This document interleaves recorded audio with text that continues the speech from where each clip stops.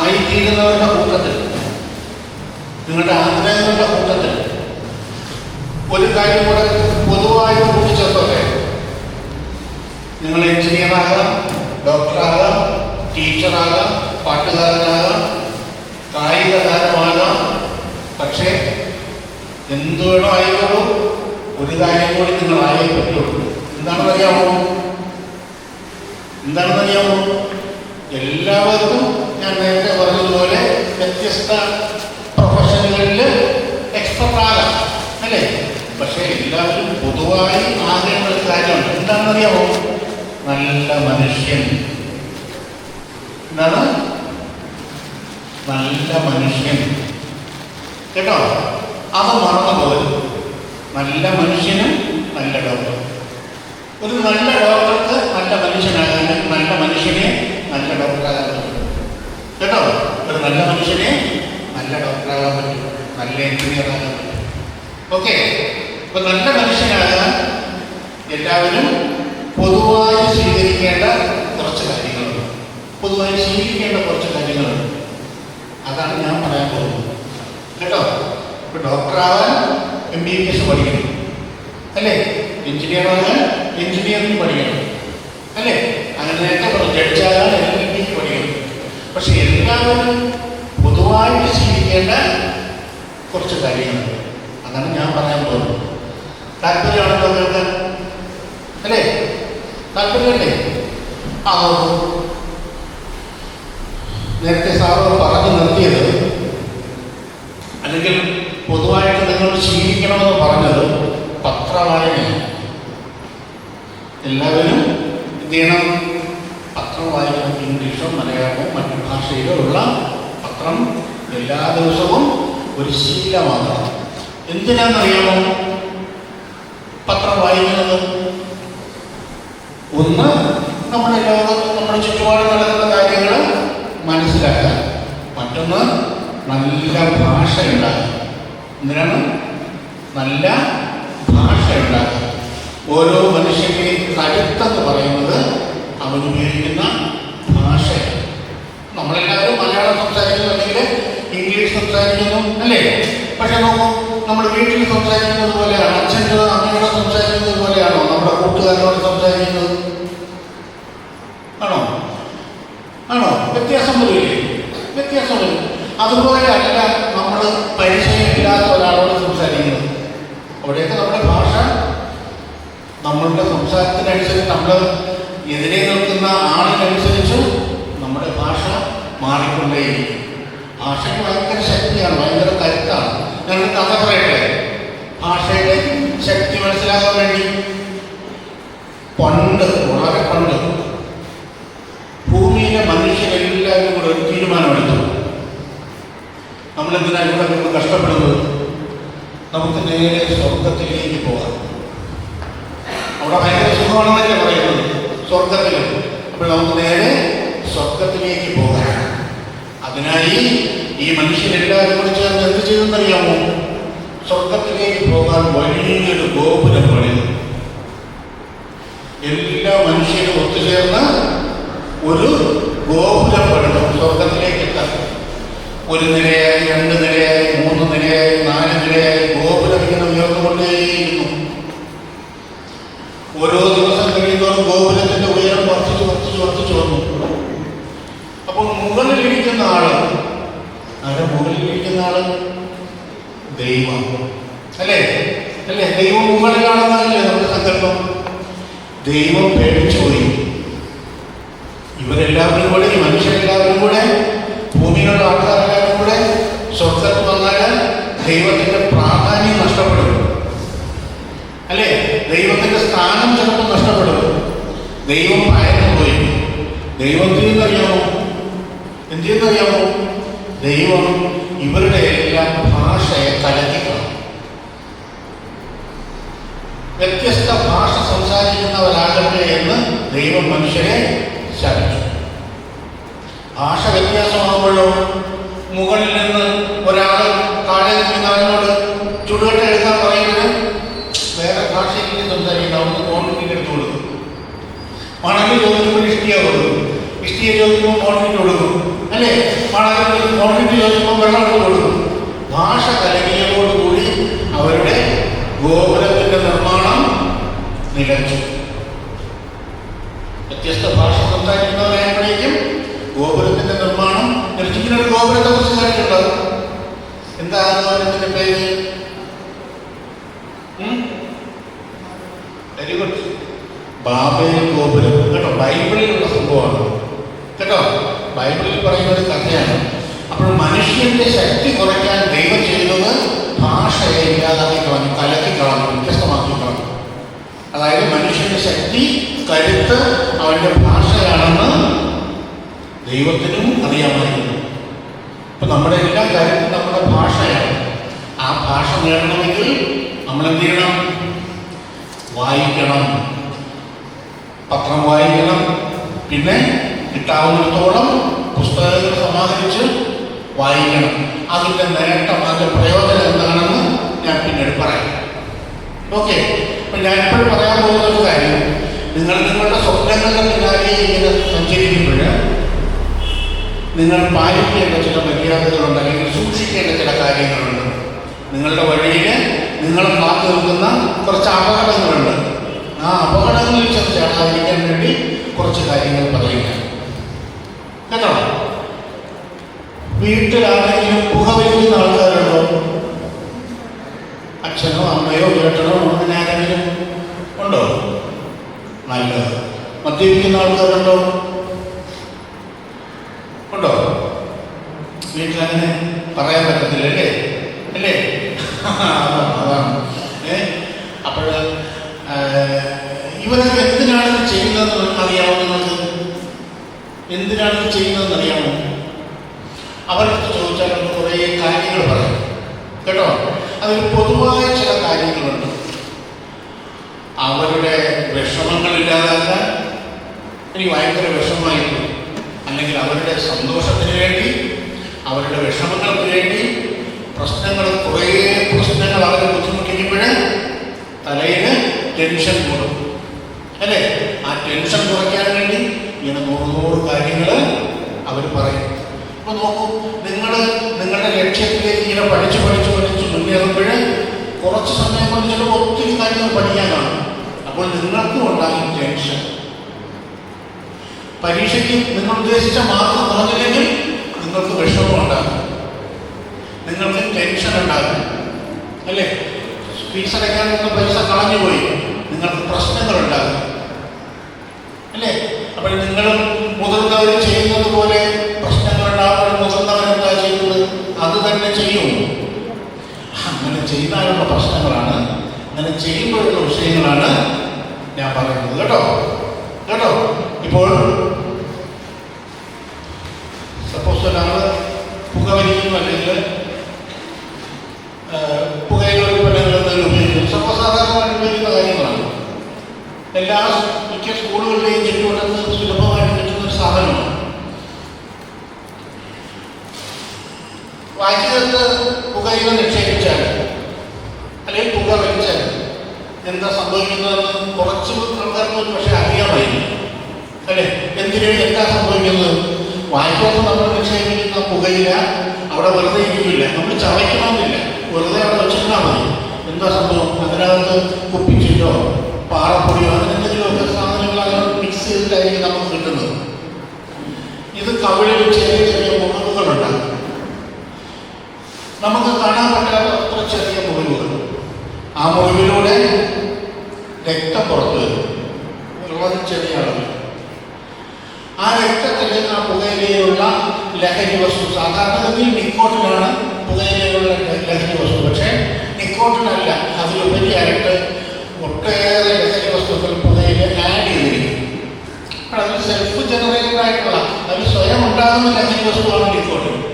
അതല്ലാതെ മനുഷ്യൻ കൂട്ടിച്ചേർക്കുന്ന കുറേ ലഹരികളുണ്ട്. ഏതാണ്ട് 4000-ഓളം രാസവസ്തുക്കളാണ് പുകയിലയിൽ അടങ്ങിയിരിക്കുന്നത്. 4000-ഓളം. അതിൽ 200-ഓളം രാസവസ്തുക്കൾ മനുഷ്യന്റെ ആരോഗ്യത്തിന് ഹാനികരമായിട്ടുള്ളതാണെന്നാണ് പറയപ്പെടുന്നത്. ഈ 4000-ഓളം രാസവസ്തുക്കൾ മനുഷ്യൻ ചേർക്കുന്നതും ആ ചെടിയിൽ സ്വാഭാവികമായിട്ടും ഉണ്ടാകുന്നതുമാണ്. 2 തരത്തിലും ഉള്ള രാസവസ്തുക്കളുടെ സാന്നിധ്യം അവിടെ ഉണ്ട്. പുകയില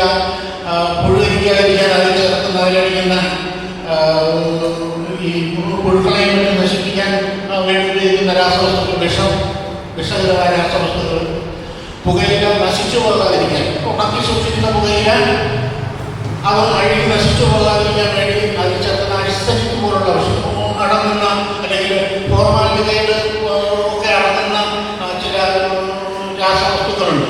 നമ്മൾ മോർച്ചറിയിലൊക്കെ മൃതദേഹം കേടാകാതെ സൂക്ഷിക്കാൻ ഉപയോഗിക്കുന്നത് ഫോർമാലിൻ എന്ന് പറയുന്ന ലിക്വിഡാണ്.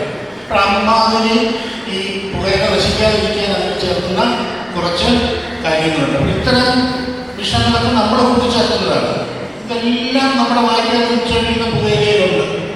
ഈ വിഷമെല്ലാം നേരെ രക്തത്തിലൂടെ, രക്തം നമ്മുടെ ശരീരം മുഴുവൻ സർക്കുലേറ്റ് ചെയ്യുകയാണ്.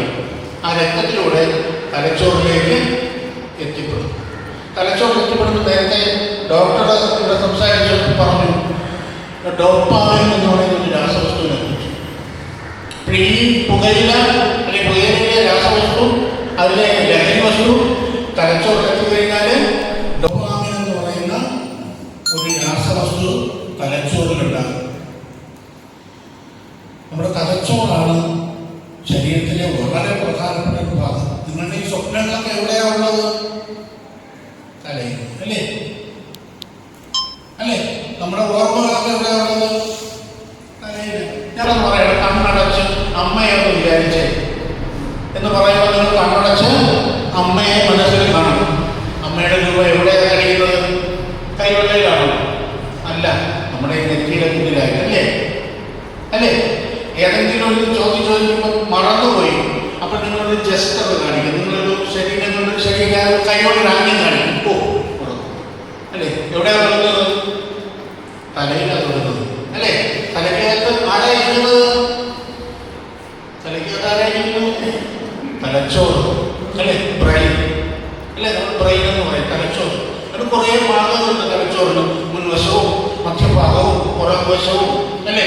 നിങ്ങൾ വലിയ ക്ലാസ്സിൽ, ഉയർന്ന ക്ലാസ്സിൽ തലച്ചോറിന് വിവിധ ഭാഗങ്ങളൊക്കെ പഠിക്കും. അതിൽ നെറ്റിയുടെ പുറകിലായിട്ട് പ്രീ ഫ്രോണ്ടൽ കോർട്ടക്സ് എന്ന് പറയുന്ന ഭാഗമാണുള്ളത്. നമ്മൾ സ്വപ്നം കാണുന്നത് അവിടെയാണ്. നമ്മുടെ ഓർമ്മയിൽ കാര്യങ്ങൾ തെളിഞ്ഞു വരുന്നത് ഈ ഭാഗത്താണ്.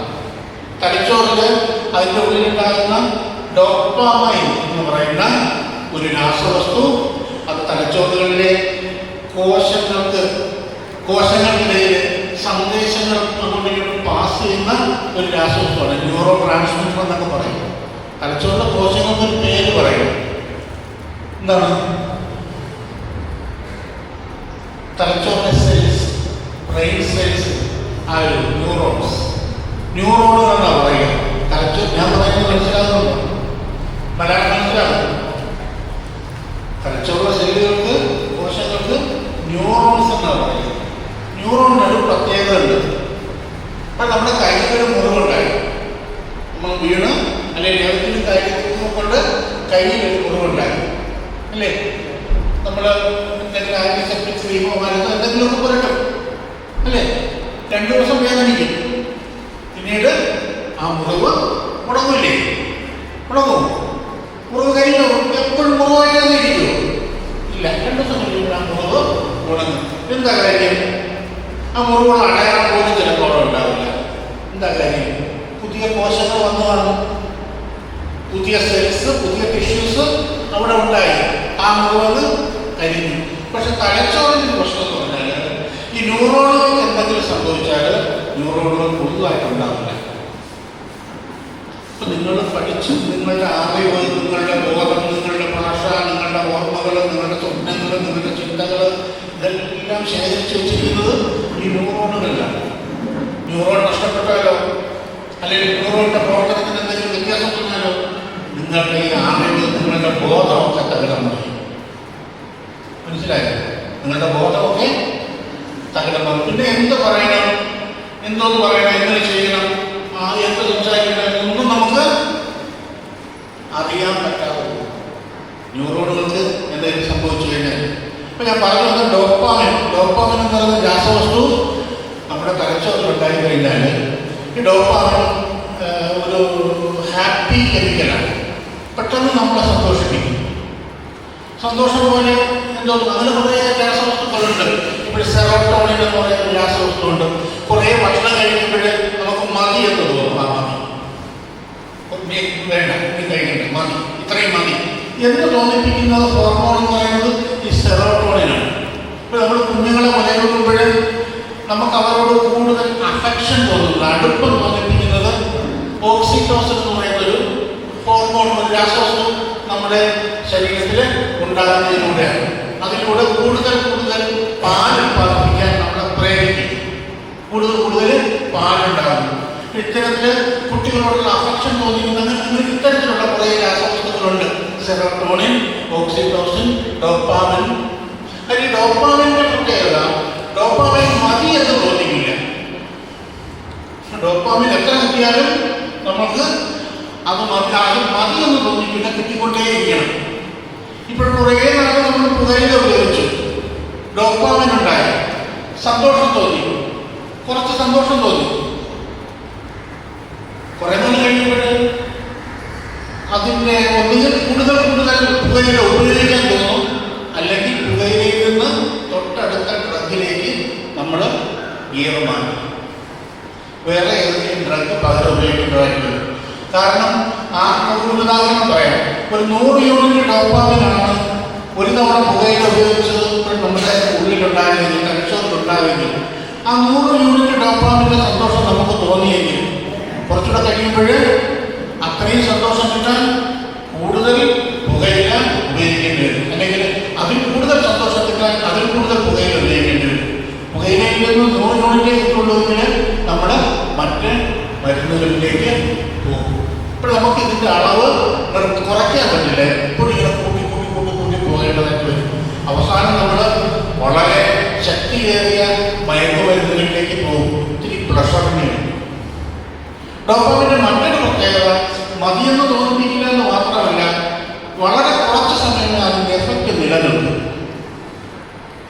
ഇപ്പം നമുക്ക് ഭയങ്കര ടെൻഷനായി, നമ്മൾ പുകയിലെടുപ്പുകൾ എന്തെങ്കിലും തരത്തിലുള്ള ഡ്രഗ് ഉപയോഗിച്ചു, കുറച്ച് സമയത്തേക്ക് നമ്മളൊന്ന് റിലാക്സ്ഡ് ആയി, സന്തോഷം തോന്നി.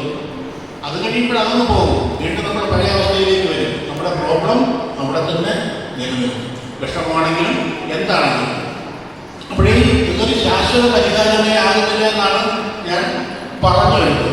ഇപ്പോൾ കുട്ടികളിൽ നമ്മൾ കൂടുതൽ സമ്മർദ്ദം അടിച്ചേൽപ്പിക്കുമ്പോൾ, അവർക്ക് കൂടുതൽ വർക്കും കൂടുതൽ അവരെ സമ്മർദ്ദത്തിൽ അകപ്പെടുത്തുമ്പോൾ അവിടെ സംഭവിക്കുന്ന ഒരു കാര്യം, ഇവർക്ക് ടെൻഷൻ സഹിക്കാൻ പറ്റാതെ വരും.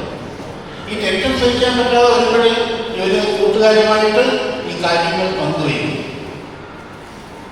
ചിലപ്പോൾ കൂട്ടുകാരൻ, സുഹൃത്ത് ഒരുപക്ഷെ മോശപ്പെട്ട സാഹചര്യത്തിൽ നിന്ന് വരുന്ന, അതായത് ഈ മദ്യമം മയക്കുമരുന്ന് അത്തരത്തിൽ എന്തെങ്കിലുമൊക്കെ ഉപയോഗിക്കുന്ന കൂട്ടത്തിലുള്ള ആളാണെങ്കിൽ, അല്ലെങ്കിൽ അതിനെക്കുറിച്ച് അറിവുള്ള ആളാണെങ്കിൽ, സുഹൃത്ത് ചിലപ്പോൾ അവന് ഈ സാധനം എടുത്തു കൊടുക്കും, ഇത് ഉപയോഗിച്ചാൽ ഇതിൻ്റെ പ്രശ്നം മാറി.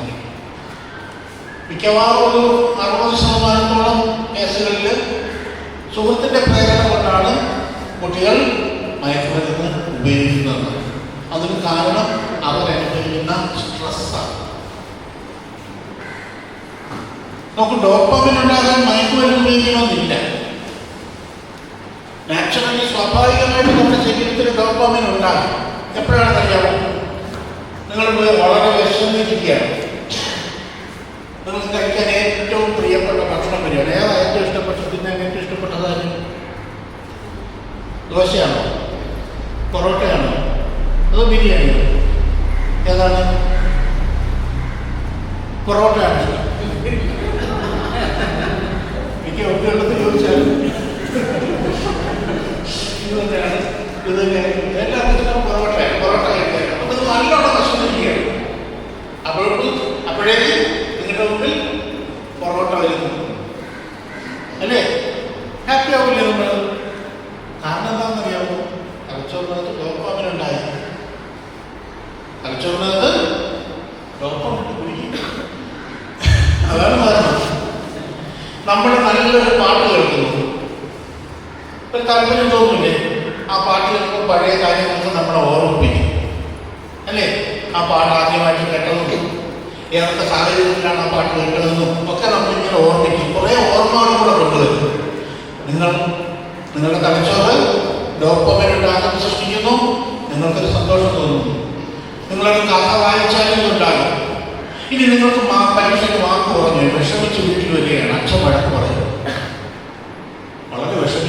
ചോദിക്കുകയാണ്, എങ്ങനെ പറയും മാർക്ക് കുറഞ്ഞു വരുന്നത്? അമ്മയെടുത്ത് നിങ്ങൾ പറയും, അമ്മ മാർക്ക് കുറവാണ്. അപ്പോഴമ്മ എന്തോ പറയും, കോട്ടെ പറയും, സാരമില്ല, പരീക്ഷ വീണ്ടും വരുമല്ലോ, അടുത്ത പരീക്ഷയ്ക്ക് നമ്മൾ കുറച്ചുകൂടെ നല്ലോണം പഠിച്ച് നല്ല മാർക്ക് വാങ്ങാം, ഓക്കെ. അങ്ങനെ പറയുമ്പോൾ നമുക്കൊരു ആശ്വാസം തോന്നുന്നില്ലേ? ഒരു സന്തോഷം തോന്നുന്നില്ലേ? സന്തോഷം തോന്നും. കാരണം എന്താണ്? തലച്ചോറിന് എന്തുകൊണ്ടായി? ഡോപാമിൻ ഉണ്ടായി. നിങ്ങളുടെ അമ്മ നിങ്ങളിങ്ങനെ വിഷമിച്ചിരിക്കുമ്പോൾ, തളർന്നിരിക്കുമ്പോൾ അമ്മ വന്ന് തലയിൽ ഇങ്ങനെ തലോടിയിട്ട് നെറ്റിയിൽ ഒരു ഉമ്മ തരികയാണ്. എന്ത് സുഖമല്ലേ? അല്ലേ? എന്ത് രസം! തലച്ചോറിനകത്ത് ഡോപാമിനെ ഇങ്ങനെ കയറി വരികയാണ്.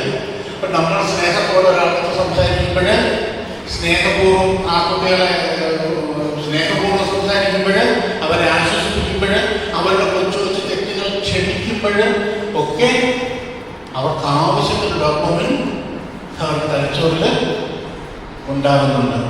അതിൽ കവിഞ്ഞ ഡോപാമിനാണ് പ്രശ്നം. നമ്മൾക്ക് ശേഷം നമ്മുടെ തലച്ചോറിൽ താങ്ങാൻ പറ്റുന്ന ഡോപാമിൻ ഉണ്ടാകുന്നുണ്ട്. അതിൽ കൂടുതൽ ഡോപാമിൻ ഉണ്ടാകുന്നത് മദ്യവും മയക്കുമരുന്നുകളൊക്കെ കഴിക്കുമ്പോഴാണ്. അപ്പോഴെന്തോ സംഭവിക്കുന്നറിയാമോ? നമ്മുടെ ചിന്തകളൊക്കെ തകിടം മതി. നമുക്കൊരു നീതിബോധമുണ്ട്, നമുക്കൊരു ന്യായബോധമുണ്ട്, നമുക്ക് കുറേ മൂല്യങ്ങളുണ്ട്. ഇപ്പോൾ നിങ്ങൾ ക്ലാസ്സിലിരിക്കുന്നു, സാർ പറഞ്ഞുകൊണ്ട് നമ്മൾ എണീക്കില്ലേ? ഒന്ന് റെസ്പെക്ട് ചെയ്യില്ലേ?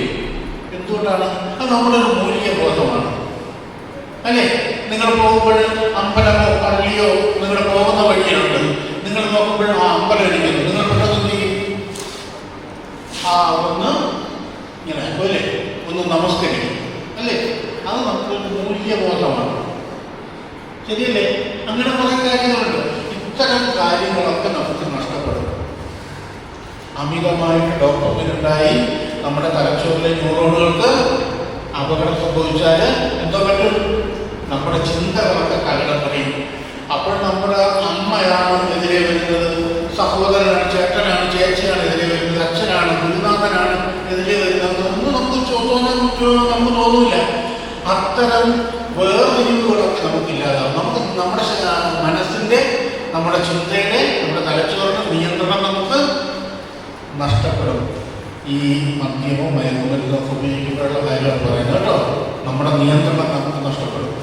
അപ്പോൾ അമ്മ വളരെ സമാധാനത്തോടെ കൊടുത്ത് ചോദ്യം ചോദിക്കുമ്പോൾ നമ്മൾ വളരെ റഫായിട്ട് ഉത്തരം പറയും, അല്ലേ? നമ്മൾ വളരെ വയലൻ്റാകും, നമ്മൾ അക്രമാസക്തരാകും. ഇതൊക്കെ നമ്മൾ ചെയ്യുന്നതാണോ? അല്ല, നമ്മളെ കൊണ്ട് ചെയ്യിക്കുന്നതാണ് നമ്മുടെ തലച്ചോറ്. കാരണം അതിൻ്റെ നിയന്ത്രണം നഷ്ടപ്പെട്ടു വരും. ഇപ്പോഴും നമ്മൾ ഡോക്ടർമാരെ വളരെ ദൈവത്തെ പോലെയല്ലേ കാണുന്നത്, അല്ലേ? നമ്മളെ ചികിത്സിക്കാൻ വരുന്ന ഡോക്ടർ, അല്ലേ? നമ്മൾ വളരെ ബഹുമാനത്തോടെയല്ലേ കാണുന്നത് ഡോക്ടറെ, അല്ലേ? ആരെങ്കിലും ഡോക്ടറെ വഴക്കുറയും, ഡോക്ടറോട് സംസാരിക്കും ഇല്ല. കാരണം അദ്ദേഹം നമ്മുടെ അസുഖം മാറ്റാൻ വേണ്ടി വരുന്ന ആളാണ്. നമ്മൾ വളർച്ചതുകൊണ്ട് വേദനയോടെ കിടക്കുമ്പോൾ ആശ്വസിപ്പിക്കാൻ വരുന്ന ആളാണ്, അല്ലേ? അപ്പോൾ ഡോക്ടർക്ക് നമ്മൾ അങ്ങേറ്റ റെസ്പെക്ട് കൊടുക്കുന്നു. നമ്മുടെ കൊട്ടാരക്കര പത്രം വായിച്ചിരുന്നെങ്കിൽ ഒരു സംഭവം ഓർമ്മ വന്നേനെ കേട്ടോ. ആ പത്രം വായനയുടെ കാര്യം പറഞ്ഞത്, കൊട്ടാരക്കര താലൂക്ക് ആശുപത്രിയിൽ ഒരു പേഷ്യൻറ്റിനെ ഡോക്ടർ ഇങ്ങനെ പരിശോധിച്ചുകൊണ്ടിരിക്കുകയാണ്. പോലീസുകാർ പേഷ്യൻറ്റിനെ കൊണ്ടുവന്നു, ഒരു കുറ്റവാളിയാണ് കൊണ്ടുവന്നത്, അയാളുടെ അധ്യാപകൻ കൂടിയായിരുന്നു. അങ്ങനെ ഒരാളെ പോലീസ് പിടിച്ചുകൊണ്ട് വന്നു. പോലീസിൽ ആളെ പിടിച്ചാൽ പോലീസ് അയാളെ ഉപദ്രവിച്ചില്ല എന്ന് സർട്ടിഫിക്കറ്റ് വാങ്ങണം ഡോക്ടറുടെ കയ്യിൽ നിന്ന്. അങ്ങനെ ഒരു നിയമമുണ്ട് കേട്ടോ. അപ്പം ഞാൻ ആളെ അറസ്റ്റ് ചെയ്താൽ അയാളെ ഒരു ഡോക്ടറുടെ മുമ്പിൽ ഹാജരാക്കി അയാൾ ആരോഗ്യവാനാണെന്ന്, അല്ലെങ്കിൽ അയാളെ ഞാൻ ഉപദ്രവിച്ചില്ല എന്ന് പറഞ്ഞിട്ട് ഒരു സർട്ടിഫിക്കറ്റ് ഡോക്ടറിൽ നിന്ന് വാങ്ങണം. അങ്ങനെ സർട്ടിഫിക്കറ്റ് വാങ്ങാൻ വേണ്ടി പോലീസുകാർ ഒരു അധ്യാപകനെ ഡോക്ടറുടെ മുമ്പിൽ കൊണ്ടുപോകും. ഈ അധ്യാപകൻ മയക്കുമരുന്ന് ഉപയോഗിച്ചു. അയാളെന്താ ചെയ്യുന്നത്? അയാൾ മുമ്പ് ഇരുന്ന കത്തിലെടുത്തിട്ട് ഡോക്ടറെ കുത്തി പരിക്കേൽപ്പിച്ചു. ഡോക്ടർ അപ്പോഴത്തന്നെ മരിച്ചു. ഇത് ചെയ്തത് അധ്യാപകൻ അയാളുടെ സ്വമനസ്സാലെ ചെയ്തതാണോ? അയാൾ ഉപയോഗിച്ച മയക്കുമരുന്ന് അയാളെ കൊണ്ട് ചെയ്യിച്ചതാണ്. നമ്മൾ അത്തരം വസ്തുക്കൾ ഉപയോഗിച്ചാൽ എന്തായിരിക്കും ഫലം? നമ്മളല്ലാതാകും. നമുക്ക് മാത്രമല്ല ദോഷം, നമ്മുടെ ശരീരത്തിന് മാത്രമല്ല ദോഷം, നമ്മുടെ വീട്ടുകാർ നമ്മുടെ കാരണം വിഷമിക്കും. ഇത് കാണുന്ന അല്ലെങ്കിൽ ഇത് ഒക്കെ നമ്മുടെ പൊതുസമൂഹം, നമ്മുടെ അയൽക്കാർ, സമൂഹത്തിൽ മറ്റുള്ള ആൾക്കാർ, ഇവർക്കൊക്കെ ഇവരെയൊക്കെ ഇത് ബാധിക്കും. നമ്മൾ ഉപയോഗിക്കുന്ന ഡ്രഗ്സാണ് ഇവരെയൊക്കെ ബാധിക്കുന്നത്, അല്ലേ? അവരൊന്നും തെറ്റുകാരല്ല, നമ്മളാണ് തെറ്റ് ചെയ്തത്. ആവശ്യമില്ലാതെ ഡ്രഗ്സ് ഉപയോഗിക്കുന്നു. അതിൻ്റെ ഫലം മറ്റുള്ളവർ അനുഭവിക്കേണ്ടതായി വരും. അപ്പോൾ സമൂഹം നമ്മളെ വെറുതെ, അല്ലേ? സമൂഹത്തിന് ഒരാൾ ദോഷമാണെന്ന് കണ്ടാൽ അവരെ സമൂഹം വെറുതെ കൊള്ളരുതാത്തവരെന്ന് പറയും, മോശപ്പെട്ടവരെന്ന് പറയും.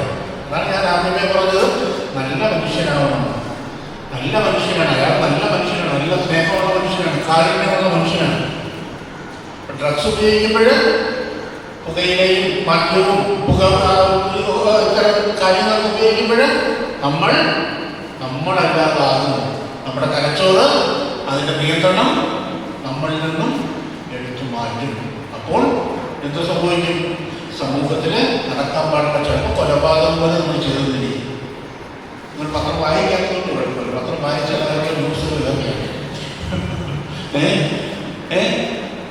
മകൻ അച്ഛനെ ഉപദ്രവിച്ചു, മകൻ അമ്മയെ ഉപദ്രവിച്ചു, സഹോദരിയെ ഉപദ്രവിച്ചു എന്ന് പറഞ്ഞിട്ട് നിരന്തരം വാർത്തകൾ വരും.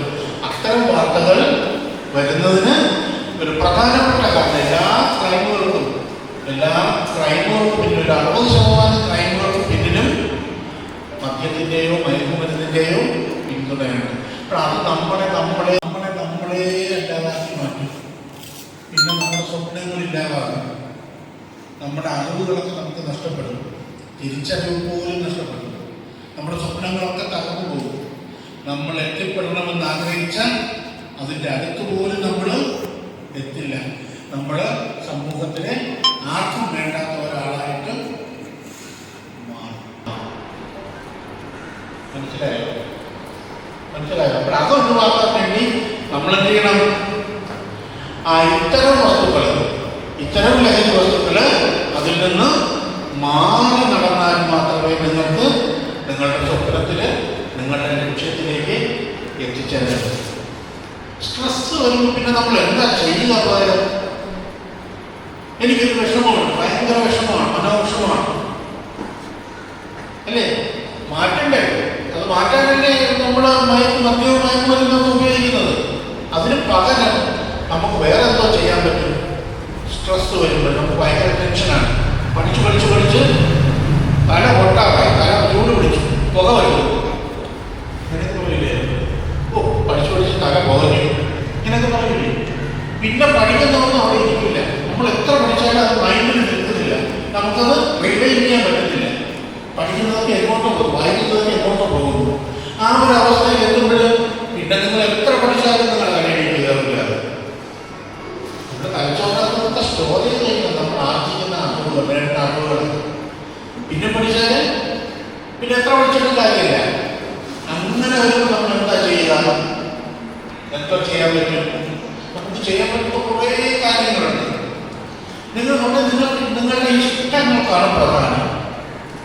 നിങ്ങൾക്ക് എന്താണ് കൂടുതൽ ഇഷ്ടം? ഭക്ഷണം കഴിക്കാനാണ് ഇഷ്ടമെങ്കിൽ ഭക്ഷണം കഴിക്കേണ്ട സമയമാണെങ്കിൽ പോയി ഭക്ഷണം കഴിക്കാൻ.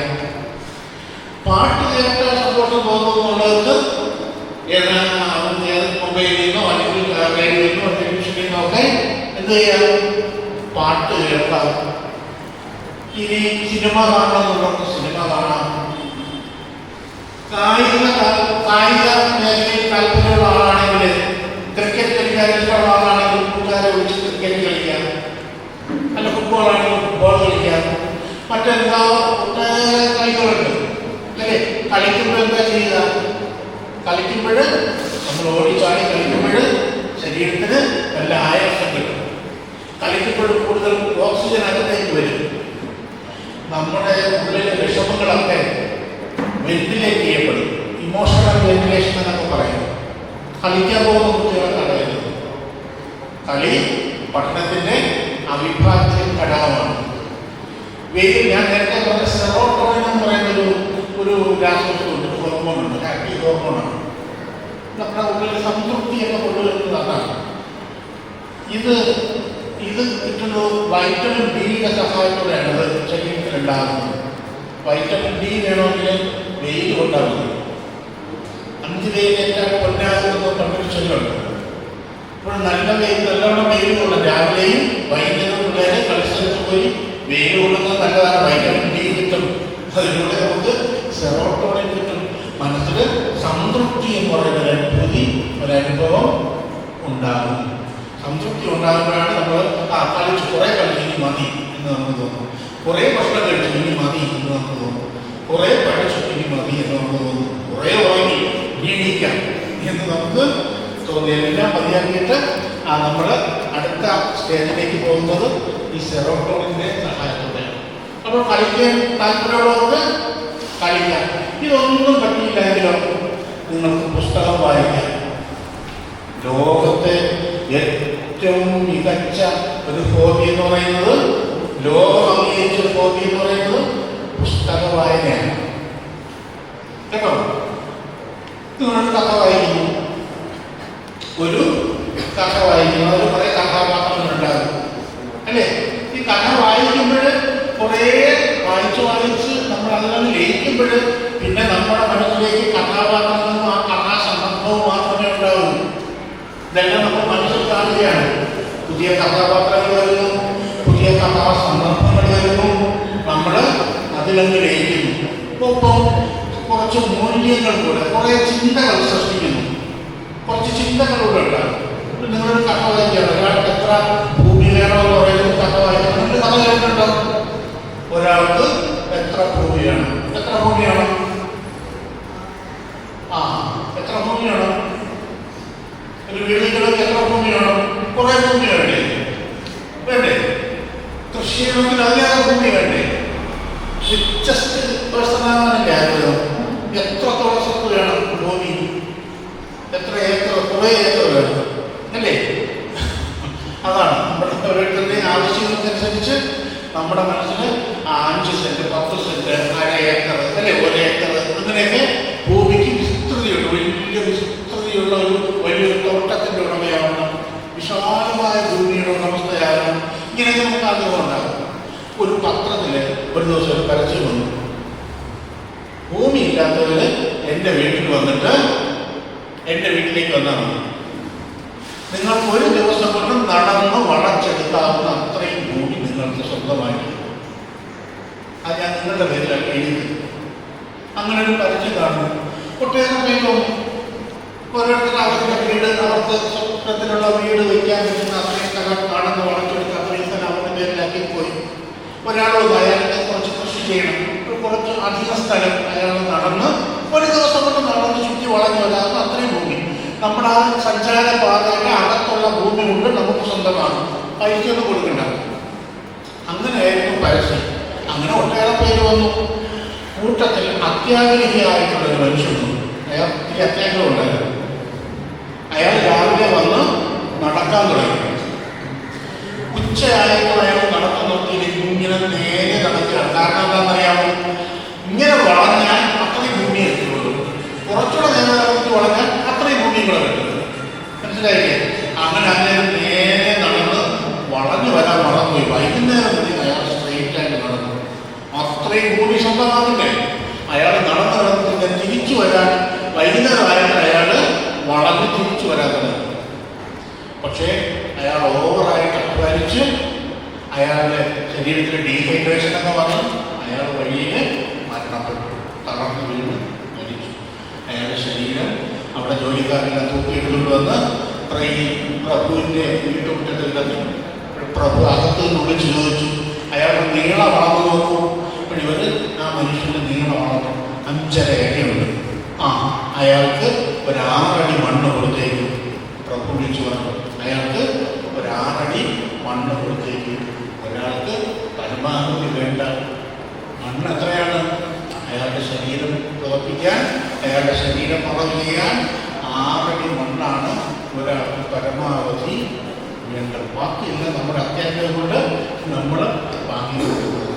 ഇപ്പം ഇങ്ങനെ ഒരു കഥ നിങ്ങൾ വായിക്കുന്നു അല്ലേ? ഇപ്പം നിങ്ങൾ അയാളുടെ കൂടെ നടക്കുന്നു, ഈ പുരയിടമൊക്കെ നിങ്ങൾ സ്വപ്നത്തിൽ കാണുന്നു, നമ്മുടെ മനസ്സിൽ കാണുന്നു. ആ പ്രഭു അയാളുടെ ശരീരം മുറ്റത്തോട് കിടക്കുന്നത് മനസ്സിൽ കാണുന്നു. പ്രഭുവിൻ്റെ ഉത്തരങ്ങൾ നമ്മളെ മനസ്സിൽ ഇങ്ങനെ വിചാരിക്കുന്നു. ഒരാൾക്ക് 6 അടി മണ്ണ് മതി, അതായത് വളരെ പരിമിതമായ സൗകര്യങ്ങൾ, ഒരാൾക്ക് ജസ്റ്റ് ജീവിക്കാൻ വേണ്ട സൗകര്യങ്ങൾ മതിയെന്ന് ഉള്ളൊരു മൂല്യബോധം നമ്മുടെ ഉള്ളിൽ അറിയാതെ സൃഷ്ടിക്കപ്പെടും. അത്യാഗ്രഹം നന്നല്ല എന്നൊരു അറിവ്, തിരിച്ചറിവ് നമ്മുടെ ഉള്ളിൽ ഉണ്ടാകുന്നത് ഒരു ചെറിയ കഥ കൊണ്ടുവന്നതാണ്. അപ്പോൾ കഥയ്ക്ക് അപാരമായ ശക്തിയുണ്ട്. നമ്മുടെ ചിന്തകളെ പുതിയ വഴിയിലേക്ക് നയിക്കുന്നു, പുതിയ പുതിയ ചിന്തകൾ ഉണ്ടാക്കുന്നു, പുതിയ പുതിയ അറിവുകൾ കൊണ്ടുവരുന്നു. നേരത്തെ നമ്മൾ മദ്യം ഉപയോഗിച്ച് അല്ലെങ്കിൽ മയക്കുമരുന്ന് ഉപയോഗിച്ച് ആളിനെ സംബന്ധിച്ച് എന്താണ് പറ്റിയത്? അയാളുടെ ബ്രെയിൻ ആകെ ഡാമേജ് ആയി അല്ലേ? അയാൾക്കുണ്ടായിരുന്ന അറിവ് മുഴുവൻ നഷ്ടപ്പെട്ടു, ചിന്തകളൊക്കെ നഷ്ടപ്പെട്ടു അല്ലേ? ആകെ ഡിസോർഡറായി, ബോധമില്ലാതായി. പകരം കഥ വായിച്ചപ്പോഴോ പുതിയ പുതിയ ചിന്തകൾ വന്നു, പുതിയ പുതിയ മൂല്യബോധങ്ങൾ വന്നു, പുതിയ തിരിച്ചറിവുകൾ വന്നു. അപ്പോൾ നേരത്തെ നടന്നതിൻ്റെ നേരെ ഓപ്പോസിറ്റ് ആയിട്ടുള്ള ഒരു സംഭവമാണ് വായനയിലൂടെ നമുക്ക് പുതുതായിട്ടുണ്ടായത്. അത് പുതിയ പുതിയ ലോകങ്ങളിലേക്ക് നമ്മളെ കൂട്ടിക്കൊണ്ടു പോകുന്നു. കേട്ടിട്ടുണ്ടോ 1001 രാവുകൾ? കേട്ടിട്ടുണ്ടോ 1001 രാവുകൾ? കേട്ടിട്ടുണ്ടോ? കേട്ടിട്ടുണ്ടോ? അറബി കഥകളുടെ വലിയൊരു സമാഹാരമാണ് 1001 രാവ്. ആ പുസ്തകം ഉണ്ടായത് ഇങ്ങനെയാണ്. അറബിയിലെ ഒരു രാജാവ് ഒരു ദിവസം, ഓരോ ദിവസവും ഓരോ പെൺകുട്ടിയെ കല്യാണം കഴിക്കും. പിറ്റേ ദിവസം രാവിലെ ആ പെൺകുട്ടിയെ കൊന്നുകളയും, പുതിയ പെൺകുട്ടിയെ കല്യാണം കഴിക്കും. ഇങ്ങനെ ഓരോ ദിവസവും ഓരോ പെൺകുട്ടികളെ കല്യാണം. അതാണ് രാജാവിന്റെ ശീലം. രാജാവ് ഇങ്ങനെ കല്യാണം കഴിക്കും. രാവിലെ ആകുമ്പോൾ ആ കുട്ടിയെ കൊന്നിട്ട് അന്ന് വേറെ കല്യാണം കഴിക്കും. പിറ്റേന്ന് രാവിലെ ആകുമ്പോൾ അവളെ കൊല്ലും. ഇങ്ങനെ രാജാവ് ഇങ്ങനെ മുന്നേറവേ ഒരു ദിവസം ഷെഹറാസാദ് എന്ന് പറയുന്ന ഒരു പെൺകുട്ടിയെ രാജാവ് കല്യാണം കഴിച്ചു കൊടുത്തു. രാത്രിയായി. രാജാവിൻ്റെ അടുത്ത് ഈ ഷെഹറാസാദ് ഒരു കഥ പറഞ്ഞു കൊടുത്തു. കഥ കേട്ട രാജാവിന് ആകാംക്ഷ, ഇനി എന്ത് സംഭവിക്കുമെന്നുള്ള ചിന്ത ഇങ്ങനെ വളർന്ന് വലുതായി. രാജാവിന് തന്റെ ജിജ്ഞാസയെ അടക്കാനേ ആയില്ല. കഥ അവസാനിച്ചത് അടുത്ത കഥയുടെ തുടക്കത്തിലാണ്. അപ്പൊ കഥ അവസാനിക്കുന്നില്ല. അവസാനിച്ചപ്പോൾ വേറൊരു കഥ കയറിയുണ്ട്. പിന്നെ അത് പറഞ്ഞപ്പോൾ വീണ്ടും വേറൊരു കഥ. ഇങ്ങനെ നേരം വെളുക്കുമ്പോഴുള്ള കഥ പറഞ്ഞു. നേരം വെളുത്തപ്പോഴേക്കോ വീണ്ടും അടുത്ത കഥ തുടങ്ങാൻ പോവുകയാണ്. പക്ഷെ നേരം വെളുത്തു. രാജാവ് പറഞ്ഞു, ഇനി നാളെ ബാക്കി കഥ അടുത്ത രാത്രിയിൽ പറയും. അന്ന് അവളെ കൊന്നില്ല. പിറ്റേ ദിവസം വീണ്ടും രാത്രിയായപ്പോൾ രാജാവിനോട് പെൺകുട്ടി കഥ പറഞ്ഞു കൊടുത്തു. കഥ പറഞ്ഞ് നേരം വെളുപ്പിച്ചപ്പോൾ പുതിയൊരു കഥയുടെ തുടക്കമായി. രാജാവ് ആ കഥ കൂടി കേൾക്കണമെന്നൊരു ആഗ്രഹം തോന്നി. അന്നും അവളെ കൊന്നില്ല.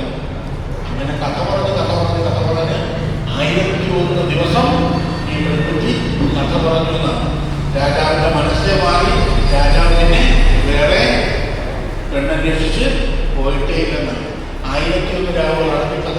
നിങ്ങളുടെ സിംബാദ്, അങ്ങനെ കുറേ അറബിക്കഥകളുണ്ട്. അതെല്ലാം ഈ പുസ്തകത്തിലുള്ളതാണ്. നമുക്ക് വായിക്കാൻ വേണ്ടി. അതുപോലെ ഈസോപ്പിന്റെ കഥകളുണ്ട്, ഐതിഹ്യമാലയുണ്ട്,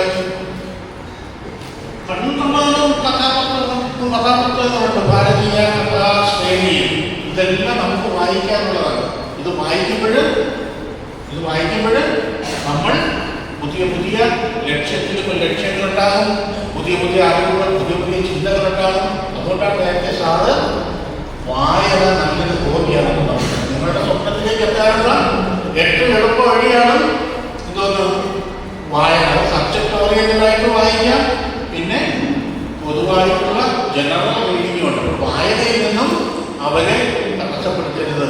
പിന്നെ കഴിയുന്നത്ര ഈ അരുത് എന്ന് പറയുന്നത് നമ്മൾ കുട്ടികളെടുത്ത് പറയുന്നു. നിങ്ങൾ അടുക്കളയിലേക്ക് ചെല്ലുമ്പോൾ കുട്ടികളെപ്പോൾ ഏതെങ്കിലും സ്കൂളിൻ്റെ വട്ടത്തിന് കയറിയിട്ട് കമ്പ് കൊണ്ട് മുകളിലിരിക്കുന്ന ബിസ്ക്കറ്റ് പാട്ടയോ എന്തെങ്കിലും ഇങ്ങനെ തട്ടി നീക്കുകയായിരിക്കും. നിങ്ങൾ ഉടനെ എന്ത് ചെയ്യും? അതെടുത്ത് അവൻ്റെ കയ്യിൽ കൊടുക്കും. സ്വാഭാവികമായിട്ട് പറ്റുന്നതല്ലേ അല്ലേ? സ്വാഭാവികം സംഭവിക്കുന്നതാണ്. ഇപ്പോൾ വേറെ ഉദാഹരണം പറയാം. നമ്മുടെ മാമ്പഴം എന്ന് പറയുന്നത് കുട്ടി ഭയങ്കര സന്തോഷത്തോടെയാണ് ആ പൂങ്കുല ഒഴിച്ച് അമ്മയുടെ തുള്ളിച്ചാടിക്കൊണ്ടാണ് അമ്മയുടെ അടുത്തേക്ക് വന്നത്. അമ്മയിൽ നിന്നും വളരെ വലിയ അപ്രീസിയേഷൻ അവൻ പ്രതീക്ഷിച്ചു. മിടുക്കൻ, നല്ലവനെന്ന് പറയുമെന്ന് അവൻ കരുതി. പക്ഷേ അമ്മ പറഞ്ഞതോ, അമ്മ എന്താണ് പറഞ്ഞത്? ആ പൂങ്കുല ഉള്ളിയത് ഇത് മാങ്കനി വീഴുന്നേരം ഓടിച്ചു നിൽക്കേണ്ടവർ പൂങ്കുല കൊള്ളുന്നത് കല്ല് കൊള്ളാന്നിട്ടല്ലേ എന്ന് പറഞ്ഞിട്ട് അമ്മ അവനെ വഴക്ക് പറഞ്ഞു. കല്ല് കൊള്ളാന്നിട്ടാണ്, അടി കിട്ടാതിട്ടാണ് ഇത് ചെയ്തെന്ന് പറഞ്ഞിട്ട് അവനെ വഴക്ക് പറഞ്ഞു. അപ്പോഴാണ് അവൻ്റെ ഭാവം മാറിയത്. 14 പാടി കൈതവം കാണാൻ കണ്ണുനീർ തടാകമായി എന്നാണ് കവിയെ വൈലോപ്പിൽ എഴുതിയിരിക്കുന്നത്. നേരെ കുറച്ച് തിരിച്ചാണ് പറഞ്ഞതല്ലോ, മോനെ നന്നായി, കൊള്ളാം, മിടുക്കൻ എന്ന് പറഞ്ഞിട്ട് അവൻ്റെ തോഴിലൊക്കെ അഭിനന്ദിക്കുകയാണ്. അഭിനന്ദിച്ച് കാര്യങ്ങളൊക്കെ കഴിഞ്ഞതിന് ശേഷം അവൻ നിന്ന് സാധാരണ അവനോട് പറയാം, ഈ പൂങ്കുല അവിടെ നിന്നിരുന്നുവെങ്കിൽ എന്താ പറ്റുമായിരുന്നു? അവിടെ നിന്നാലും പാടിക്കൊണ്ടിട്ട് പോകും. പക്ഷേ പൂങ്കുല വാടുന്ന സ്ഥലത്ത്, പൂവുകൾ വാടുന്ന സ്ഥലത്ത് ഉണ്ണിമാങ്ങകളുണ്ടാകും. ആ ഉണ്ണിമാങ്ങകൾ കുറച്ചെങ്കിലും വലുതാകും, വിളഞ്ഞ് പഴുക്കും. താഴെ വീഴുമ്പോഴും നമുക്കെടുത്ത് കഴിക്കാമായിരുന്നു. ആ ഒരു സാധ്യത ഇതിലൂടെ ഇല്ലാതായി എന്ന് അവനെ പിന്നീട് കാര്യം പറഞ്ഞ് മനസ്സിലാക്കിയിരുന്നുവെങ്കിൽ അന്ന് സംഭവിച്ച ദുരന്തം ഉണ്ടാകുമായിരുന്നില്ല. പലപ്പോഴും നമ്മുടെ കുട്ടികളെ അപ്രീഷിയേറ്റ് ചെയ്യാൻ മറന്നു. ടോട്ടോച്ച എന്ന് പറയുന്നൊരു പുസ്തകമാണ്. ടോട്ടോച്ച ഒരു ജപ്പാനിലെ ഒരു പെൺകുട്ടിയെ, ഏറ്റവും കുസൃതിയായ വില്ലത്തിയായ ഒരു പെൺകുട്ടിയെ പഠിപ്പിച്ച് വലിയ ആളാക്കിയ കഥയാണ് ടോട്ടോച്ച. പുസ്തകം കിട്ടുമല്ലോ വായിക്കും. ഈ ടോട്ടോച്ചാൻ്റെ ഒരു സന്ദർഭമുണ്ട്. ടോട്ടോ എന്ന് പറയുന്ന കുട്ടി ഒരു വർഷം തന്നെ 3 തവണ TC കൊടുത്ത് പറഞ്ഞിട്ടുള്ള കുട്ടിയാണ്. അത്രയ്ക്ക് കുടുംബത്തിലാണ്. അവിടെ പഠിപ്പിക്കാൻ ടീച്ചർമാർക്ക് പറ്റുന്നതേ ഇല്ല. 3 തവണ TC കൊടുത്ത് ഇനി ഏത് സ്കൂളിൽ ചേർക്കും എന്നിങ്ങനെ അമ്മ വിഷമിച്ചിരിക്കുമ്പോഴാണ് പുതിയൊരു സ്കൂളിനെ പറ്റി അറിയുന്നതും അവിടെ ഇവിടെ കൊണ്ട് ചേർക്കുന്നത്. അവിടെ പഠന സമ്പ്രദായമൊക്കെ വളരെ വ്യത്യസ്തമായിരുന്നു. ഒരു ദിവസം അവിടെ അതിൻ്റെ ഹെഡ് മാസ്റ്റർ പുറത്ത് നിന്ന് സ്കൂളിലേക്ക് വരുമ്പോൾ കാണുന്ന കാഴ്ച, ഈ ടോട്ടോച്ചാൻ എന്ന് പറയുന്ന 6 വയസ്സായ കുട്ടി കക്കൂസിന്റെ സ്ലാബ് നീക്കിയിട്ട് അതിനകത്ത് ഒരു മൺവെട്ടി കൊണ്ട് വേസ്റ്റ് മുഴുവൻ എടുത്ത് പുറത്തിടുക. അധ്യാപകൻ ചോദിച്ചു, എന്താണ് ടോട്ടോ നിങ്ങൾ ചെയ്യുന്നത്? അതേ മാസ്റ്റർ, ഞാൻ ടോയ്ലറ്റിൽ പോയപ്പോൾ എൻ്റെ പേഴ്സ് ടോയ്ലറ്റിൽ വീഴുന്നു. ഞാനത് എടുക്കാൻ ശ്രമിച്ചപ്പോൾ അത് അവിടെ നിന്ന് ഒഴുകി. ഞാൻ നോക്കിയപ്പോൾ ആ പൈപ്പ് ഇവിടെയാണ് വരുന്നത്. ഞാൻ ആ കുഴിയിൽ നിന്നും ആ പേഴ്സൊന്ന് തപ്പിക്കൊണ്ടിരിക്കുകയാണ്. അപ്പോൾ അധ്യാപകൻ പറഞ്ഞ എന്താണെന്ന് അറിയാമോ?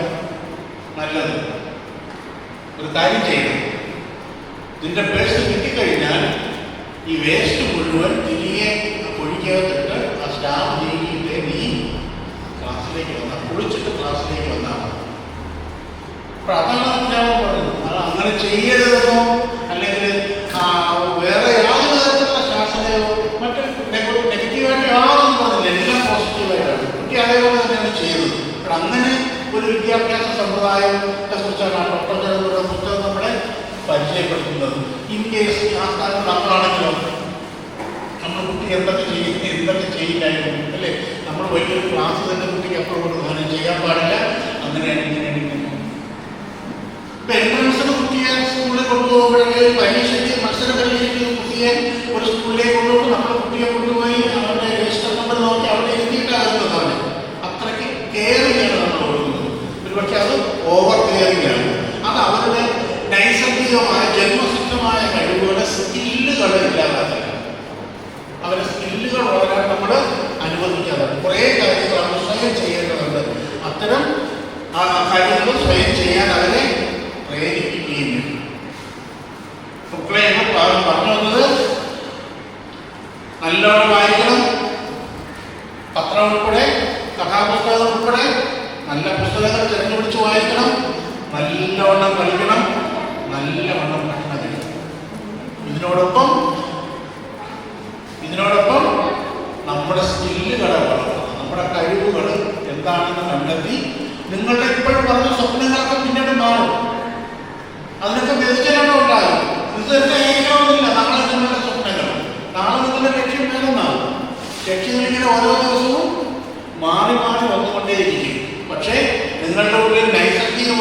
കഴിവുകളുണ്ട്. ആ കഴിവുകളെ കണ്ടെത്തി പ്രോത്സാഹിപ്പിക്കുന്നു. ആ കഴിവുകൾ നിങ്ങൾ വളർത്തിക്കൊണ്ടുവരും. ആ മേഖലയിൽ നിങ്ങൾ കഴിവ് തെളിയിക്കുമ്പോഴാണ്, നിങ്ങളുടെ കൂട്ടത്തിലുള്ളവരെ കൂടെ നിങ്ങൾ പരിഗണിക്കുമ്പോഴാണ്, നമ്മൾ മറ്റുള്ളവരെ കൂടെ നമ്മളോടൊപ്പം നടത്തുമ്പോഴാണ് നമ്മൾ നല്ലൊരു മനുഷ്യനായി തീരുക. സ്കൂളിൽ നിന്ന് വീട്ടിൽ വരുമ്പോൾ അമ്മ ചോദിക്കില്ലേ, ഭക്ഷണം കൊണ്ടുപോയ ഭക്ഷണം അങ്ങനെ കഴിച്ചോ? ചോദിക്കില്ലേ? കൊണ്ടുപോയ ഭക്ഷണം കൊണ്ടുപോയി കഴിച്ചോ, അതേ കളഞ്ഞോ എന്ന് ചോദിക്കില്ലേ? ചോദിക്കും.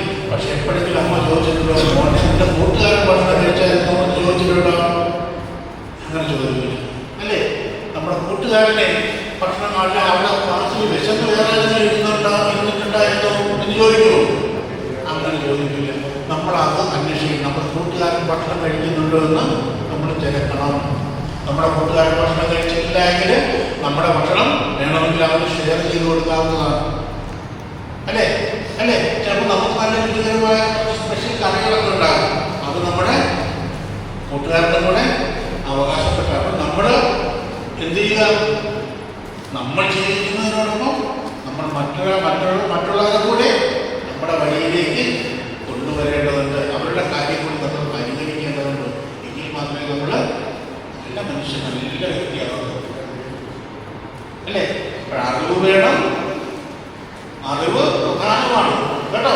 അറിവുണ്ടെങ്കിലേ നമുക്ക് ചെയ്യാൻ പറ്റൂ, ജീവിതത്തിൽ മുന്നോട്ട് കൊണ്ടുപോകാൻ പറ്റും. നമ്മൾ എന്തെങ്കിലും പ്രശ്നങ്ങളിൽ അകപ്പെടുമ്പോൾ ഈ അറിവുകളാണ് നമ്മളെ സോൾവ് ചെയ്യാൻ സഹായിക്കുന്നത്. ഒരു വിമാനം തകർന്നിട്ട് കൊടുങ്കാട്ടില് ഒരു കുട്ടിയും കുട്ടിയുടെ അനുജന്മാരും അനുജനും എല്ലാം ചേർന്ന് 4-5 പേര് കൊടുങ്കാട്ടില് ഒറ്റപ്പെട്ടു പോയി. ഇത്രയും ദിവസം കഴിഞ്ഞിട്ടാണ് ആമസോണിലെ കാട്ടിൽ നിന്നും അവരെ പോലീസ് കണ്ടുപിടിക്കുന്നത്. ആ ദിവസം അത്രയും അവര് പരസ്പരം സഹായിച്ച് പരസ്പരം കെയർ ചെയ്ത് കൊടുങ്കാട്ടിൽ കഴിയുകയായിരുന്നു. അങ്ങനൊരു വാർത്ത വായിച്ചായിരുന്നോ? അങ്ങനൊരു വാർത്ത കേട്ടിട്ടുണ്ടോ? ലോകത്തെ ഏറ്റവും വലിയ അതിജീവനത്തിന്റെ കഥയാണത്. അത് പാരസ്പര്യത്തിലൂടെയാണ്, പരസ്പരമുള്ള സ്നേഹം പങ്കിടലിലൂടെയാണ് അത് അവരെ സാധിച്ചെടുത്തത്. അപ്പോൾ അങ്ങനെ പരസ്പരം സ്നേഹം പങ്കിടുവാനും നമ്മളെപ്പോലെ നമ്മുടെ കൂട്ടുകാരനെ സ്നേഹിക്കാനും നല്ല സുഹൃത്താകാനും പറ്റണം നമുക്ക്. നല്ല സുഹൃത്തെന്ന് പറഞ്ഞാൽ നല്ല മിടുക്കനാകണം, എന്നെപ്പോലെ വലിയ ആളാകണം, എന്നെപ്പോലെ സമ്പാദിക്കണം എന്നുകൂടെ നമ്മൾ ചിന്തിക്കേണ്ടതാണ്. ഞാൻ പറഞ്ഞത്, നിങ്ങളുടെ സ്വപ്നങ്ങൾക്കൊപ്പം സഞ്ചരിക്കുമ്പോൾ നല്ല മനുഷ്യനാകാൻ നിങ്ങൾ വളർന്നു പോകരുത്. അങ്ങനെ നല്ല മനുഷ്യനായി നിങ്ങൾ മാറുമ്പോൾ നിങ്ങൾക്ക് പിന്നെ ഒരിക്കലും മയക്കുമരുന്നോ മറ്റുമോ ഉപയോഗിക്കാൻ തോന്നില്ല. നിങ്ങളുടെ വിഷമങ്ങളൊക്കെ സുഹൃത്തിനോട് പറയും, അവൻ്റെ വിഷമങ്ങൾ നിങ്ങളോട് പറയും. വിഷമങ്ങൾ പങ്കുവയ്ക്കുമ്പോൾ അതില്ല. കുട്ടികളെ നമ്മൾ കേൾക്കണം. 2 വർഷം മുമ്പ് ലോകാരോഗ്യ സംഘടന തന്നിട്ടുണ്ട്. ഓരോ വർഷവും അന്താരാഷ്ട്ര മയക്കുമരുന്ന് വിരുദ്ധ ദിനത്തിൽ ഓരോ സന്ദേശം, ഓരോ മുദ്രാവാക്യം ലോകാരോഗ്യ സംഘടന ഉയർത്താറുണ്ട്. 2 വർഷം മുമ്പ് ഉയർത്തിയ മുദ്രാവാക്യം അവരെ കേൾക്കുക എന്നായിരുന്നു. ലിസൺ ഫസ്റ്റ് എന്നായിരുന്നു. നമ്മുടെ കുട്ടികളുടെ പ്രശ്നങ്ങൾ മനസ്സിലാക്കണം, ചോദിക്കണം. എന്താണ് ഇതിൻ്റെ വിഷമം കൃത്യമായിട്ട് ചോദിക്കണം. ഒപ്പം ഇനി ചിലർക്കെങ്കിലും കൊച്ചുകുട്ടികളാണെങ്കിൽ അത്തരം വിഷയങ്ങളിൽ പക്ഷെ ഉണ്ടായിരുന്നിരിക്കില്ല. ചിലപ്പോൾ നിങ്ങളുടെ അയൽപക്കത്ത് അത്തരം വിഷയങ്ങൾ ഉണ്ടാകാം. കുട്ടി നമുക്ക് എങ്ങനെ ഈ ഡ്രഗ്സ് ഉപയോഗിച്ച് തിരിച്ചറിയാൻ പറ്റുന്നത്? കുട്ടി അല്ലെങ്കിൽ എന്തെങ്കിലും വസ്തുക്കൾ ഇങ്ങനെ ഉപയോഗിക്കുന്നുണ്ട്, ലഹരി ഉപയോഗിക്കുന്നുണ്ട്, എങ്ങനെ തിരിച്ചറിയാം? മദ്യപിച്ചാൽ സ്മെല്ലും അറിയാം. പലപ്പോഴും മദ്യം കഴിക്കണമെന്നില്ല, അത് പകരമായിട്ടുള്ള ലഹരി വസ്തുക്കൾ ഉപയോഗിക്കുന്നത് എങ്ങനെയാണെന്ന് അറിയുന്നത് നമ്മൾ അവരുടെ ദിനചര്യയിൽ ശ്രദ്ധിച്ചാൽ. ഭക്ഷണം കഴിക്കുന്ന പതിവായിട്ട് കൊടുക്കുന്ന ഭക്ഷണമൊക്കെ അവൻ വേണ്ടാന്ന് പറയുന്നു. അവൻ യഥാസമയം ഭക്ഷണം കഴിക്കുന്നില്ല, അവൻ യഥാസമയം ഉറങ്ങുന്നില്ല. ഓവറായിട്ട് രാത്രി അവൻ്റെ മുറിയിൽ ലൈറ്റ് കിടക്കുന്നുണ്ട്, അവൻ ഉറങ്ങുന്നില്ല. അവൻ മെലിയുന്നുണ്ട്, അവൻ്റെ കണ്ണുകളൊക്കെ കുഴിയുന്നുണ്ട്, അവൻ റിയാക്ട് ചെയ്യുന്നുണ്ട്. നിങ്ങൾ വളരെ സമാധാനത്തോടെ സ്നേഹത്തോടെ ചോദിച്ചാലും വളരെ വെറുപ്പോടെ അവൻ മറുപടി പറയും. വളരെ വയലുണ്ടാകും. ഇത്തരത്തിലുള്ള അവൻ്റെ പെരുമാറ്റത്തിലൂടെ അവൻ റോങ്ങായ വഴിയിലൂടെ സഞ്ചരിക്കുന്നു. നമുക്ക് മനസ്സിലാക്കാൻ ഞാൻ അതും കൂടെ പറഞ്ഞു നിർത്താം. അങ്ങനെ ഒരു സംഭവം നിങ്ങളുടെ ശ്രദ്ധയിൽപ്പെട്ടാൽ, നിങ്ങളുടെ കുട്ടി നിങ്ങൾക്ക് മനസ്സിലാവുന്ന തരത്തിൽ എന്തോ പെരുമാറുന്നു അല്ലെങ്കിൽ എന്തോ കൈകാര്യം ചെയ്യുന്നു നിങ്ങൾക്ക് ശ്രദ്ധയിൽപ്പെട്ടാൽ നിങ്ങൾക്ക് ആശ്രയിക്കാൻ പറ്റുന്ന ഒരു ഒരു ഒരു ഒരു കാര്യം കൂടി ഞാൻ പറയാം. നേർവഴി എന്നാണ് സർക്കാരിൻ്റെ പദ്ധതിയുടെ പേര്, നേർവഴി. നിങ്ങൾ ചെയ്യേണ്ടതൊക്കെ മാത്രമേ ഉള്ളൂ. അത് മുതിർന്നവരെ കുറിച്ചും നിങ്ങൾക്ക് ഈ നേർവഴിയിൽ വിളിക്കാം. മുതിർന്നവരെ അമിതമായ ഉപയോഗിക്കുന്നു അല്ലെങ്കിൽ അധികം ഉപയോഗിക്കുന്നത് തിരിച്ചറിഞ്ഞാലും നിങ്ങൾക്ക് നേർവഴിയിലേക്ക് വിളിക്കാം. അതൊരു മൊബൈൽ നമ്പറാണ്. ആ മൊബൈൽ നമ്പറിലേക്ക് വിളിച്ചു പറഞ്ഞാൽ ഇപ്പോൾ കണ്ടമാനം കോഴ്സ് വരുന്നത് കൊണ്ട് നിങ്ങൾ ക്യൂവിലായിരിക്കും. നിങ്ങൾക്കൊരു അപ്പോയിൻമെൻറ്റ് തരും. ആ അപ്പോയിൻമെൻറ്റ് എന്ന ഡേറ്റിൽ അവർ കുട്ടികളാണെങ്കിലും സ്കൂളിലോ എവിടെയാണെന്ന് നിങ്ങൾ പറയുന്നത് അവിടെ പോയി കുട്ടികളെ കാണും. അല്ലെങ്കിൽ നിങ്ങൾക്ക് സൗകര്യപ്പെടുന്നതാണെങ്കിൽ അവരിരിക്കുന്ന സ്ഥലത്തേക്ക് നിങ്ങൾക്ക് കുട്ടികളെ കൊണ്ട് ചെല്ലുകയും ചെയ്യും. ഇപ്പോഴങ്ങനെ ചെന്ന് അവനോട് സംസാരിക്കുന്നവന് അവന് കൗൺസിലിങ്ങിലൂടെ അവൻ്റെ സ്വഭാവം മാറ്റിയെടുക്കാൻ പറ്റുമെങ്കിൽ അങ്ങനെ ചെയ്യുന്നു. അല്ല ട്രീറ്റ്മെൻറ്റ് ആവശ്യമാണെങ്കിൽ സൗജന്യമായി തന്നെ ഡി അഡിക്ഷൻ സെൻ്റർ വിമുക്തി പദ്ധതിയുടെ ഭാഗമായിട്ട് സർക്കാർ ഏർപ്പെടുത്തിയിട്ടുണ്ട്. തിരുവനന്തപുരം ജില്ലയിൽ നെയ്യാറ്റിൻകര താലൂക്ക് ആശുപത്രിയോട് ചേർന്നിട്ടാണ് ഈ കൗൺസിലിംഗ് സെൻ്ററും അതേപോലെ കൗൺസിലിംഗ് സെൻ്ററല്ല ഈ ഡി അഡിക്ഷൻ സെൻ്റർ പ്രവർത്തിക്കുന്നത്. അവിടെ സൗജന്യമാണ് ചികിത്സ.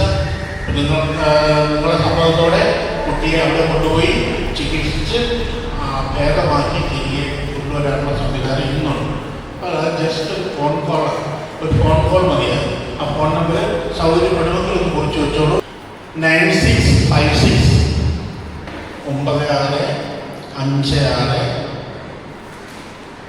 1700.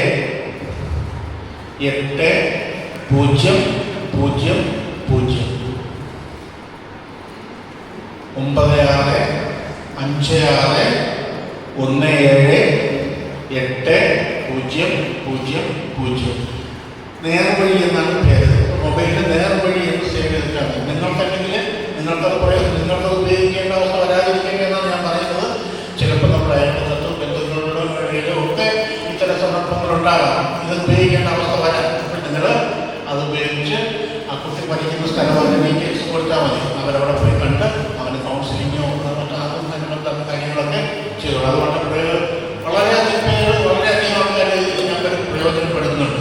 ഇനി മറിച്ച് വേറൊരു കാര്യമുള്ളത്, നിങ്ങൾക്ക് എന്തെങ്കിലും പരാതികൾ ഞങ്ങളെ അറിയിക്കാനുണ്ട്. നിങ്ങൾ കുട്ടി പഠിക്കുന്ന സ്കൂളിൻ്റെ സമീപത്ത് ഇന്ന കടയിൽ ആവശ്യമില്ലാത്ത ലഹരിവസ്തുക്കളുടെ വിൽപ്പന നടത്തുന്നതായി നിങ്ങൾക്കറിയാം. നിങ്ങൾക്ക് അതിനെക്കുറിച്ചൊരു പരാതിയുണ്ട്. അത് ഞങ്ങളെ അറിയിക്കണമെങ്കിലും ഇതേപോലൊരു മൊബൈൽ നമ്പറുണ്ട്. എന്ത് മദ്യ കച്ചവടമാണെങ്കിലും മയക്കുമരുന്ന് കച്ചവടമാണെങ്കിലും ഇത് സംബന്ധിച്ചുള്ള ഏത് വിവരവും സംഭവിക്കാവുന്ന ഒരു മൊബൈൽ നമ്പറിലുണ്ട്. അത് കമ്മീഷണറേറ്റിലെ എക്സൈസ് കമ്മീഷണറുടെ കീഴിലുള്ള ഒരു ഫോൺ നമ്പറാണത്. സംസ്ഥാനത്തെ ഏത് കാര്യത്തിലും വിവരവും നിങ്ങൾക്ക് ആ ഫോൺ നമ്പറിൽ വിളിച്ച് പറയാം. ഏത് ജില്ലയിലാണെങ്കിലും ആ ജില്ലയിലെ എക്സൈസ് എൻഫോഴ്സ്മെൻറ്റ് ഉദ്യോഗസ്ഥരെ കൊണ്ട് അതിന് വേണ്ട അന്വേഷണം കമ്മീഷണർ തന്നെ നേരിട്ട് നടത്തുന്നതാണ്. അപ്പോൾ ആ നമ്പർ 9447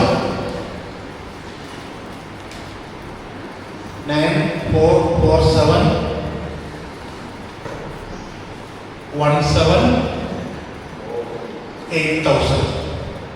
800. ഇൻഫർമേഷൻ ഉണ്ടെങ്കിൽ നിങ്ങൾ പിന്നീട് വിളിച്ച് ചോദിക്കുകയും ചെയ്യാം. നമ്മൾ വിളിച്ച് വന്നിട്ട് എന്തായെന്നുള്ളത് നിങ്ങളുടെ ഫീഡ്ബാക്ക് നിങ്ങൾക്ക് ഈ നമ്പറിൽ വിളിച്ച് അറിയാൻ പറ്റും. അപ്പോൾ ഈ 2 നമ്പറിൽ ഓർമ്മിച്ച് വയ്ക്കുക. ഞങ്ങളുടെ വകുപ്പിനെ സഹായിക്കാൻ പറ്റും. വിളിക്കുന്ന നിങ്ങൾ മൊബൈലിൽ നിന്നാണ് വിളിക്കുന്നതെങ്കിൽ തീർച്ചയായിട്ടും നിങ്ങളുടെ മൊബൈൽ നമ്പർ അവർക്കുണ്ടാകും. പക്ഷേ എന്ന് കരുതി നിങ്ങളെ വിളിച്ചാളിൻ്റെ പേര് പറഞ്ഞിട്ടായിരിക്കില്ല പിന്നെയുള്ള പ്രോസസ്സൊക്കെ നടക്കുന്നത്. അവിടെ വിളിച്ചാളിൻ്റെ പേര് രഹസ്യമാണ്. അത് ഒരിക്കലും ഒരു കാരണവശാലും പുറത്ത് പോകുന്ന നമ്പറല്ല. പ്രത്യേകിച്ച് എക്സൈസ് കമ്മീഷനും പ്രത്യേകം ഉദ്യോഗസ്ഥരെ നിയോഗിച്ചിട്ടുണ്ട്.